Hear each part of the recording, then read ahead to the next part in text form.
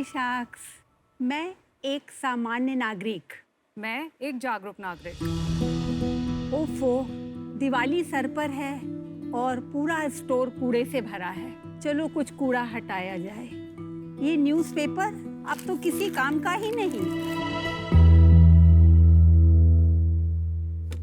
ये एक table organiser है। क्या आपको पता है ये न्यूज़पेपर पेपर रोलिंग से बना हुआ है? ये साइकिल की चेन टूट गई है, अब किसी काम की नहीं। आज मैंने स्क्रैपशाला से ये की होल्डर खरीदा। क्या आपको पता है इसके हुक्स पुरानी मोटर बाइक और साइकिल की चेन से बने हुए हैं। अब इस कैसेट का तो जमाना ही नहीं रहा, अब इनको तो फेंक ही दिया जाए। ये घाट्स ऑफ बनारस की पेंटिंग ये लकड़ी पे नहीं ऑडियो कैसेट्स के बेस पे बनी है।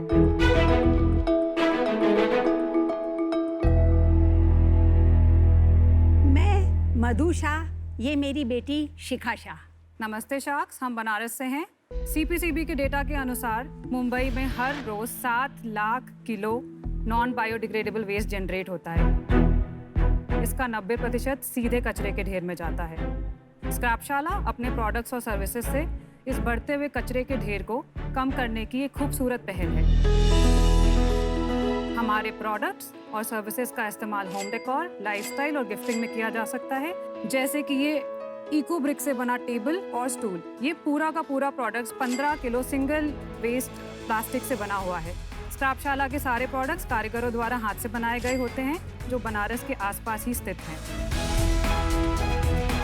घर की बालकनी से एक बड़ा वर्कशॉप, एक आर्टिसन से 15 आर्टिसंस, 500 से ज़्यादा प्रोडक्ट डिज़ाइंस, 5000 से ज़्यादा कस्टमर, बनारस से पूरे भारत में ऑर्डर्स और बहुत सारे स्ट्रेंजर्स का सपोर्ट।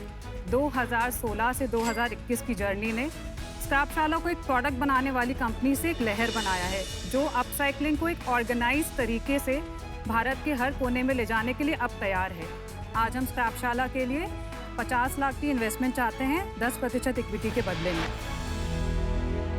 शिव की जान है काशी, स्क्रैपशाला की पहचान है काशी। कला के माध्यम से हम देश के वेस्ट को घटाएंगे, महिलाओं को हुनर सिखाकर उनका आत्मबल बढ़ाएंगे। अब कौन सा शार्क आएगा जो हमारे साथ जुड़ जाएगा और हमारा प्राउड सपोर्टर कहलाएगा। क्या वाह, बहुत खूब, इतनी बहुत अच्छी खूब। कविता। क्या कविता है, थैंक यू। बहुत सुंदर। बिल्कुल मेरी मम्मी की याद आ रही है मुझे। आपने खुद कविता लिखी है? मैं पोएट भी हूँ, मेरी एक बुक भी निकल चुकी है। ओह वाह, वाह। मम्मी ने मेरे को कंडीशन ही रखी थी, मैं शार्क टैंक में तभी तुम्हारे साथ चलूंगी, मेरे को पोएम पढ़ने दोगी तब। Oh how sweet. मेरी मम्मी भी कविता लिखती है और उनकी भी एक किताब निकल चुकी है। बड़ा अच्छा लगा सुन के। Welcome to Shark Tank. Thank you. I think बहुत रेयर है एक माँ बेटी की जोड़ी ऑफ एंटरप्रेन्योर्स। तो हाउ इज इट लाइक आपके लिए वर्किंग टुगेदर, एंड आपने क्यों एक साथ स्टार्ट किया, आप कैसे ये डिसाइड हुआ? मेरी माँ ने मुझे बचपन में एक शौक दिया था, पुरानी चीज़ों से नया बनाना। इसी शौक को लेकर मैं आगे पली बढ़ी। मुझे एक प्लास्टिक की बोतल कूड़े में फेंकने की बजाय कुछ बनाती हूँ तो मुझे लगता है मैंने देश में एक कूड़े को बचा लिया। ऐसे करते करते मैं छोटे छोटे प्रोडक्ट्स बनाने लगी। जब शिखा चेन्नई IIT में थी, मैं रोज़ उसको फोटोग्राफ्स डालती। इसने मेरे प्रोत्साहन को बढ़ाया और आज ये इतना स्टैंड कर गया है, देश नहीं विदेश में भी इसकी एक अपनी पहचान बनती जा रही है। तो आप दोनों ने 2016 में ये स्टार्ट किया और आप IIT मद्रास इंजीनियरिंग के लिए गई थी? नहीं, मैं वहाँ पे incubation cell RTBI rural technology and business incubator में अपने एक आइडिया को एग्जीक्यूट कर रही थी। जब मैं वापस आई 2016 में, तब हमने घर की बालकनी में अपने पहले पेंटर को बिठाया और हमने कुछ बियर बॉटल्स को पेंट कराया। बनारस फेमस है टूरिज्म के लिए, तो वहाँ पे बहुत सारे कैफ़ेज़ हैं जो काफ़ी हाई एंड है। तो हमने उनको ये बॉटल्स फ्री में दी और हमने कहा कि आप अपनी प्लास्टिक बॉटल्स रिप्लेस करो। तो हमें पहले 10 दिन में इतने ऑर्डर्स आए कि हमें एक्चुअली एक आर्टिसन और रखना पड़ा। वहाँ से हमारी जर्नी शुरू हुई। This is just to show the quality and हमारे सारे प्रोडक्ट्स हैंड पेंटेड हैं। This is a pen stand, Captain America and Hulk. Oh wow, it's heavy. ये कीबोर्ड जर्नल है sir, you can check this also. और ये आपने posters बनाए हैं। सर ये रिक्लेम्ड पाइन वुड है, ये विनीता मैम का कोट है, what doesn't kill you makes you stronger. So we have done a key Very holder. good. आपकी वेबसाइट पे अवेलेबल है? Okay, I will definitely pick We this added up it after. And this one. Definitely, thank you. Shikha, एक बात बताएं, 5 साल से आप business की तरह कर रही हैं इसको? जी जी जी जी। पिछले साल में आपने क्या सेल्स की? 27 lakhs। Thank you. आप इसको एक वेबसाइट की तरह क्यों रन कर रही हैं? उसमें ट्रैफिक लाना पड़ता है। जी, Amazon जहाँ पे ऑलरेडी ट्रैफिक है वहाँ पे आप एक स्टोर फ्रंट की तरह इसको क्यों नहीं चलाती? वो चीपर नहीं पड़ेगा आपको पर कस्टमर? अभी जो हम सेल्स कर रहे हैं बनारस में, हमने 2020 अक्टूबर में अपनी फर्स्ट अपसाइकल्ड रिटेल स्टोर खोली, जो पूरा स्टोर भी अपसाइकल्ड है, वेस्ट मटेरियल से बना हुआ है, हमारे आर्टिसंस ने ही बनाया उस स्टोर को। हमारी ई कॉमर्स भी हमने लास्ट ईयर ही स्टार्ट की है। इसके पहले हम फ्लिपकार्ट जैसे बहुत सारे प्लेटफॉर्म से सेल कर रहे थे, बिकॉज हमें पता था कि हम खुद की वेबसाइट शुरू करेंगे तो ट्रैफिक नहीं आएगा।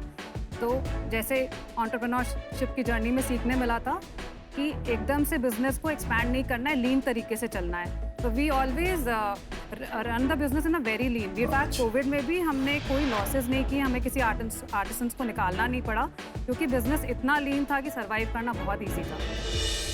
हम बॉम्बे, दिल्ली जैसी जगह पे एक रिटेल आउटलेट खोलना चाहते हैं जहाँ पे लोग फिजिकली एक्सपीरियंस कर सकें, एडुकेट हो सकें। अगर आप ऑनलाइन हो तो बड़ी सिटी में चलने की जरूरत ही नहीं है, ऑनलाइन से ही ट्रैफिक आ जाएगा, आपको बड़ी सिटी से भी आ जाएगा। हाँ sir, but it's not a common product. जब आप किसी को बोलते हो कि वेस्ट से अपसाइकल हुआ है तो वो नेगेटिविटी पहले ही आ जाती है प्रोडक्ट को लेकर। या तो जब वो एक्सपीरियंस करेंगे इसको टच करके कि क्या डिफरेंस है, देन वो मार्केट में पुल आएगा। तो आप इसको प्रोनाउंस क्यों कर रही हैं, आपका अपना नाम स्क्रैपशाला रखकर? सर फर्स्ट 2016 में इसी को ब्रांड नेम रखा था, तो एज सच कभी चेंज नहीं लेकिन आप किया। समझ रहे हैं अभी वीकनेस बन रही है वो। yes, नहीं, बट yes. अनुपम, मुझे नहीं लगता ये वीकनेस है। आजकल purpose driven brands is what everyone likes, and आप जब बताते हैं कि आपने स्क्रैप से इतनी सुंदर चीजें बनाई है, तो I think it's a matter of pride, गर्व की बात है।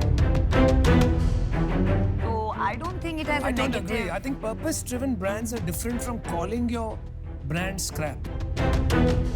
स्क्रैप शाला मतलब आप स्क्रैप से सुंदर चीजें बना रही है और उसके लिए आपके पास एक शाला है। चलो, difference of opinion है। या शिखा, जो चैलेंज क्या होता है कि अगर इंस्टाग्राम जहाँ से आप सबसे ज़्यादा स्केल कर सकते हो, फॉर इंस्टेंस इंस्टाग्राम में कंज्यूमर मुझे लगता है क्यों कन्वर्ट हो रहे होंगे जब आपकी वो जो येलो प्लेट वो ब्लू बॉटल उनकी पिक्चर्स देखते हैं तो बहुत टेम्पटिंग लगता है। तो वो शॉप करते हैं। Correct. अभी जब जितना आप स्केल करेंगे लोग अच्छी product, good looking product at good price चाहेंगे। नाउ जब अपसाइक्लिंग का चैलेंज ये होता है कि अपसाइक्लिंग में इफेक्टिवली बनाने की कॉस्ट एक नॉन अपसाइकल प्रोडक्ट से ज्यादा हो जाती है, बिकॉज Absolutely correct. वर्क ज्यादा होता है। बिल्कुल सही बात। तो competing with non upcycling people becomes a challenge because आपके मार्जिन उनसे कम हो जाते हैं, और जब Correct. मार्जिन कम होते हैं तो आप मार्केटिंग में नहीं डाल सकते, आप इतने एड्स नहीं रन कर सकते।